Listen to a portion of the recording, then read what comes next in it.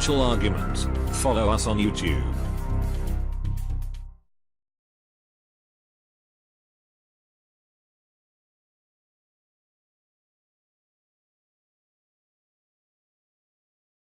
And with us today is Danielle Martino Booth, the author of Fed Up, an insider's take on why the Federal Reserve is bad for America. Danielle is a former advisor for the Dallas former Fed President, Richard Fisher.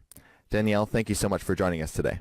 Thank you for having me. All right. Well, I'd first like to discuss the premise of your book. Why is the Fed bad for America, and how did working at the Dallas Fed convince you of this? Well, I joined the Dallas Fed because I felt like I could really try and make a difference on the inside as the housing crisis was barreling down upon the economy. And I realized in the aftermath of the crisis, when the worst of the heat had come off, that there was this great opportunity to change this institution. And it was a matter of whistling past the graveyard. It was an opportunity that was completely squandered.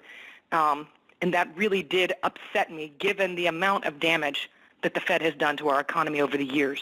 Can you get, I guess, maybe more specific on why you think the Fed is bad for America? Sure. The Fed has effectively, through its policies, basically since Alan Greenspan has been in office, don't get me wrong, interest rates were obviously too high during the early 1980s. But the Federal Reserve has pursued a policy of keeping interest rates too low for too long, over and over again, and in doing so, it really has changed the complexion of our culture. We've become an economy that is driven by the creation of debt rather than investing today, saving today for tomorrow. It really has changed the way we operate as households, as corporations, as a government, and it's changed our standing on the global stage as well. It's weakened our country. I know you've said that low interest rates are kind of heroin pushing the economy towards another collapse. Can you expand on that? Of course. Well, what we have is, I call them serial bubble blowers. The Fed has become a facilitator, if you will. They're the drug dealer, to use your heroin analogy. They are the person, they're the entity, if you will, that keeps putting more and more and more debt out into the economy, hoping that it will have a lasting impact.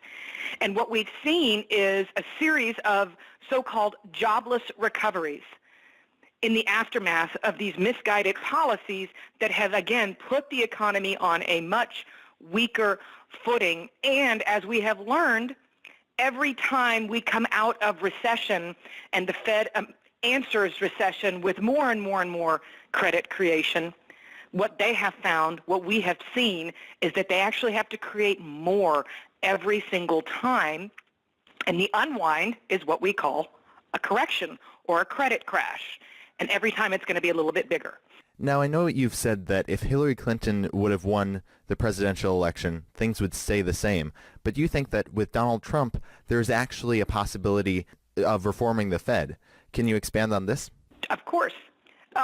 Look, we needed an outsider always. We always needed an outsider to come in and put their foot down to the Fed, because the Fed is, in many ways, it's kind of your establishment politician's dream come true, because you can do all kinds of things if interest rates are held at artificially low levels. But again, it would have taken a complete outsider who's not beholden to any lobbyists, who's not beholden to any special interest group, to appoint much more independent thinking people to the Fed. And I think that Donald Trump could be that person. And I say could be. I speak as optimistically as I can. Now, I know that Congressman Rand Paul and also Congressman Thomas Massie have been trying to get Audit the Fed bill passed through Congress. What are your thoughts on that? Do you think auditing the Fed would help matters at all? Well, if it stays in its current form, I certainly do. But if you put the right people in, then you don't have to go back and audit the Fed. If you install strong leaders who have absolutely no agenda, they're not driven by any academic ideology, if you put strong leaders in at the Fed, then you negate the need to have to audit it in the first place. It becomes an apolitical, independent, strong institution on its own. Now, you've talked about this, how the Fed seems too political nowadays. What do you mean by that? Well, for example, when the Fed was really building its power seat, if you will, it did so by buying securities and increasing the size of the balance sheet. Now it's at $4.5 trillion. Well, this is a source of power for the Fed. So I found it to be very curious that right after the election, a subject that they considered to be sacrosanct, the sacred cow, if you will, the balance sheet, that Fed officials started talking all of a sudden about reducing the size of the balance sheet, which would effectively be a stronger form of tightening of financial conditions than simply raising interest rates. It was very curious timing, and I don't think that we would have heard the same strong talk out of the Fed had the result of the election been different. Now, do you think that people are waking up to the negative impact the Fed actually does have on the American people and how it benefits Wall Street at the expense of the American people? I think people are waking up to it. I think people are tired of subprime mortgages followed by subprime car loans. I think that the average American, that's exactly why I wrote the book. I think the average American is angry because they feel like they're in some form of a debtor's prison. And it wasn't supposed to be like this. And they shouldn't have to encourage their mom to go buy junk bonds just to get yield. By the way, the junk bonds that Wall Street happens to be underwriting and making a mint on underwriting these deals one after another after another. But they shouldn't have to force their retired parents into investments that are utterly inappropriate simply because the Federal Reserve has kept interest rates too low for too long and you can't get a decent return on your cash. You should be able to convey to your children the miracle of compound interest, which you can't do if they take their hard-earned little pennies out of their piggy bank and put them into a Bank of America savings account. They're not going to earn anything. And people are waking up to this. They're starting to connect the dots. It's the reason I wrote the book in layman's terms. So for our viewers who are interested in, spreading the message about the Federal Reserve and exposing the truth, what is your perspective on good ways they can do that? Well, read, for one thing. I'm not trying to toot my own horn at all, but start off by reading the book. And as the person who was my producer on the Audible book that I recorded, she had done kind of a book on lifestyle before that. She didn't know anything about the economy or about finance. She took the book and gave it to her retired mother, and then she took the book and gave it to her daughter. Financial literacy is sorely lacking in this country, and we really do have to take it upon ourselves to educate ourselves about financial literacy, about the impact of low interest rates. If you don't do that, then you're not going to understand who you need to vote for every time an election comes up. But if you do understand it, then you make sure that whoever you're going to elect is going to ensure the independence and the rebuilding and the reformation of the Federal Reserve. Now, I wanted to get back to something you were saying earlier about how we just need to get the right people into the Federal Reserve. I know some people hold the view that the Federal Reserve, by its very nature, the very nature of a fiat or paper monetary system is flawed to begin with, and the solution would be to abolish the Fed and go back to a gold standard. What is your perspective on that? As much as I would love to feed that line of thinking, I simply can't.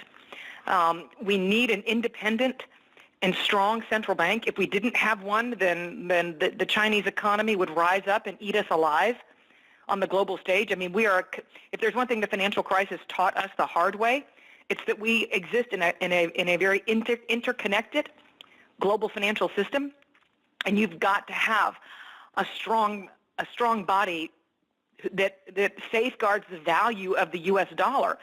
I don't think it's practical to suggest that we have even the ability to go back on the gold standard. I don't think that the level of global coordination exists today.